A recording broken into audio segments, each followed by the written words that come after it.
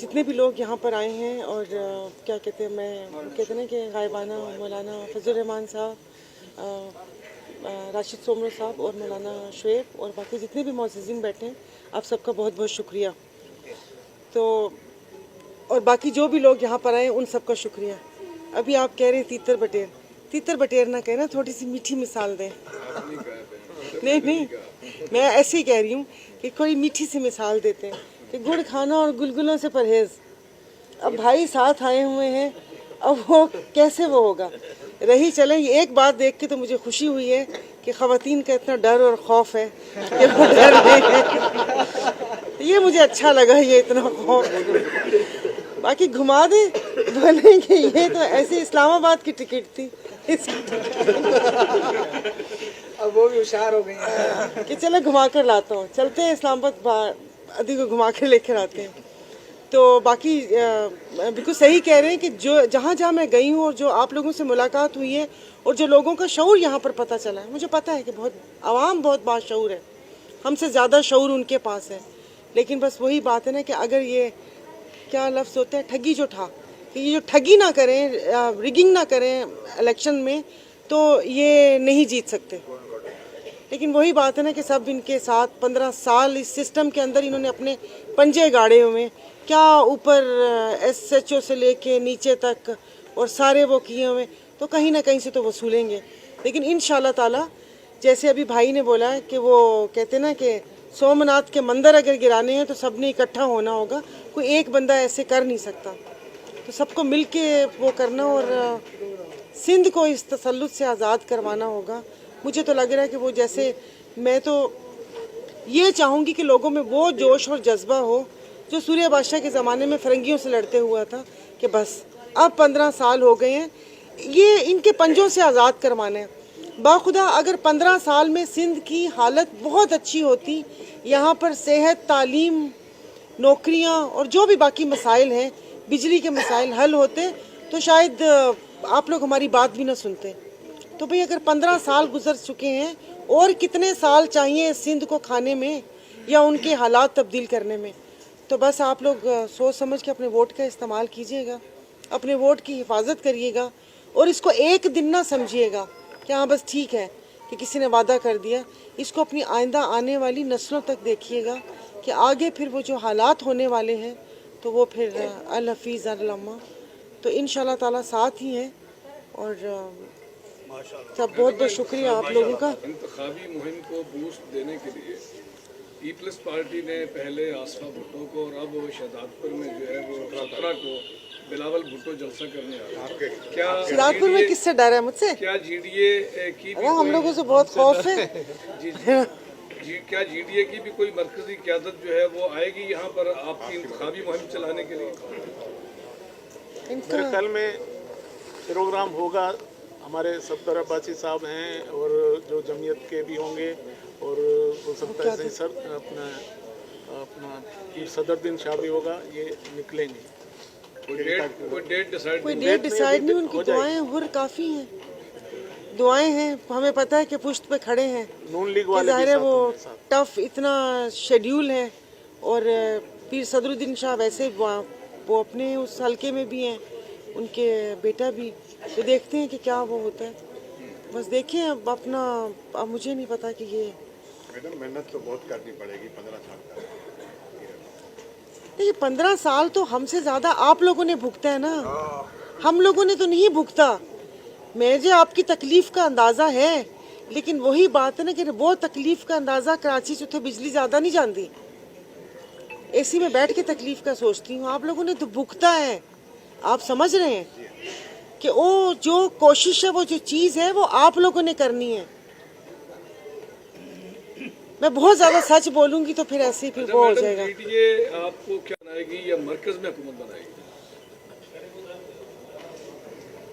हुकूमत, किसी हुकूमत का हिस्सा तो हो सकती है, इतने तो कैंडिडेट ही नहीं है कि एक इंडिविजुअल हुकूमत। देखिए फ़र्ज से भी फ़र्क पड़ता है ना, कि एक है, चले मैं अपनी बात नहीं कह रही कि पीर साहब ने मुझ पर भरोसा किया, मैं गई असेंबली और मेरी कोशिश थी कि मैं वहाँ पर आवाम की आवाज़ बनूँ, और जितनी मेरी में हिम्मत ताकत थी, लोग डराते भी थे वहाँ पर कि ये ना करो, वो ना करो, यूं कर देंगे, वो कर देंगे। अकेली बैठी भी हो तब अपने काम करवाओ और चुप करके साइड पर हो जो तुम कौन सब हो। लेकिन किया ना आप कि सब थोड़ा ने सा वो हाईलाइट तो आपने ललकारा है। हाईलाइट तो हुआ ना। जितना मैं उनसे उस दौर में भी, पीटीआई के दौर में, जिस वक्त वो कहते थे कि रिजर्व सीट वालों को तो कोई फंड वगैरह नहीं मिलते, तुम लोगों के कौन सा हल्के होते हैं, मैं उसमें उनके हलक से निकलवा कर लेकर आई हूँ मैं। मैडम आपने उस दौर में जो है अपने प्लेटफॉर्म से ठीक ठाक ललकारा, ये निगरान जो सेटअप गुजरा है, इनको भी नवाज शरीफ वालों की। अब नवाज शरीफ और जीडीए जो है वो इत्तेहादी बन गए। अब आपके नवाज शरीफ के बारे में क्या ख्याल है? नहीं देखिए, ख्यालात तो वही हैं। आप मतलब कैसी बातें कर रही हैं? अब ज़ाहिर है मैं वो तो नहीं वो कह सकती कि एक अब इतनी भी अंधी नहीं मची हुई कि मैं बिल्कुल ही बोल दूं कि अभी बोल दूं कि वो देखें चांद सितारे और बारिश हो रही है पीछे, आप यकीन करेंगे? तो ये तो सियासत में होता है। अब वही बात है कि सियासत अब क्या तलवारें लेके लड़ें। पीर साहब पगारा का फैसला है, सीट एडजस्टमेंट अभी हुई है कि जैसे अभी इनके पास आए हैं तो ज़ाहिर है अपने वोट अलग करने, वोटर को इधर उधर करने के बजाय किसी एक बंदे ने विड्रॉ कर लिया और कि मिल के सिस्टम के ख़िलाफ़। तो अभी तो आगे यही नहीं पता कि मरकज़ में हुकूमत किसकी बननी है। वैसे तो हर किसी को दिल में कुछ ना कुछ पता होगा, लेकिन दूसरी तरफ भी बात हुई हुई है, तो आखिरी दम तक कुछ नहीं पता कि क्या वो होगा। तो ये तो है। बाकी ये कि सीट एडजस्टमेंट हुई है ना, जो मेरी सोच है, मेरे ख्यालात हैं और जो मेरे दिल दे विचकार है, वो तो नहीं मैं किसी ने दे सकती ना। अच्छा, बल्ला छिन गया सुप्रीम कोर्ट के हुक्म से एक बहुत बड़ी पार्टी, मुल्क की मकबूल पार्टी है, इस पर आप क्या कहें? देखिए नहीं होना चाहिए। अब सब लोगों ने देखा है, अब इसके ऊपर मैं कुछ बोलूं? क्योंकि देखिए ये किसी पार्टी की बात नहीं है कि मैं, ये जमहूरियत, कल आप जैसे हो ना कि वो कह रहे हैं कि एक जनाजा पड़ा हुआ है, उस जनाजे का कपड़ा उठा के देख लो, क्या पता मुझे मेरा ही चेहरा नजर आए। ये कल को किसी भी पार्टी के साथ हो सकता है। गलत बात को सपोर्ट नहीं करना चाहिए। मैं पीटीआई की हमायत की बात नहीं कर रही। अगर इसकी जगह नून या पीपल्स पार्टी के साथ भी हुआ होता तो मेरा भी यही मौकफ होता।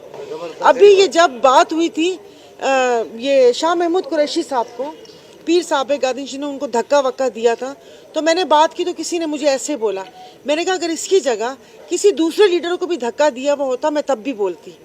क्योंकि बात यह है कि 2 दफ़ा के वज़ीर ख़ारजा ये धक्का, तो ये जो अमल हुआ है ना, वो कहते हैं ना कि दुश्मन मरे तो खुशी ना करिए, सजना भी मर जाना, कि दुश्मन मरे तो खुशी नहीं करनी चाहिए, हमारी बारी पे आएगी।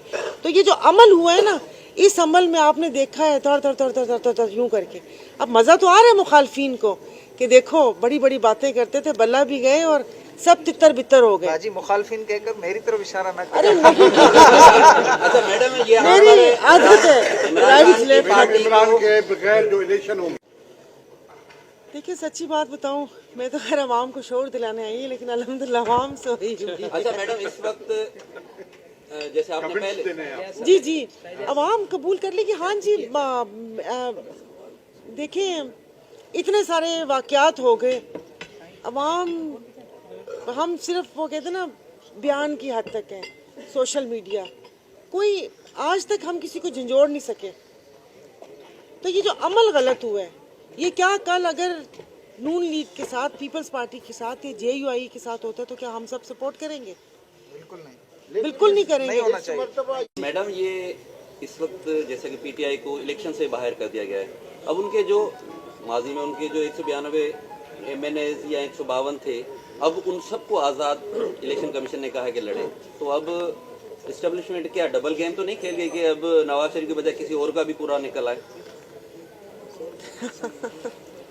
देखिए होने को तो कुछ भी हो सकता है आखिरी दम तक। जैसे हमारी क्रिकेट का नहीं पता कि ये जीतने जा रहे हैं या हारने जा रहे हैं, आखिरी ओवर पे भी छक्का मार के जिता देते हैं, नहीं तो वो कह रहे हैं ना कि 5 ओवर पे ही 11 खिलाड़ी वापस आ जाते हैं।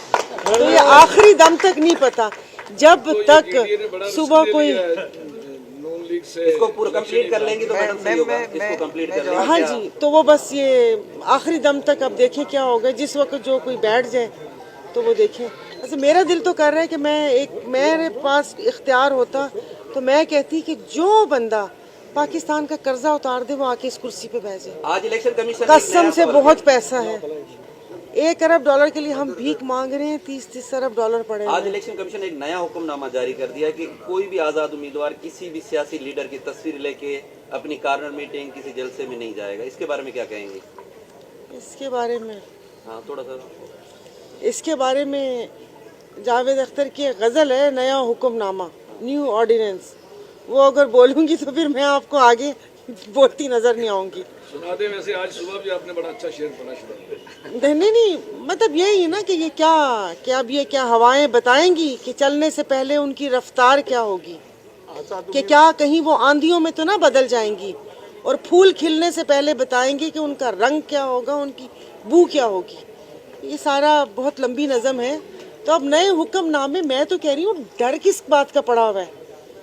एक ही दफ़ा पकड़ के इनका दिल तो करता है कि जो मुखालफिन है उनको सामने खड़ा करवा के डेथ स्क्वाड के सामने गोलियां चला दें और अल्लाह खैर सलाह।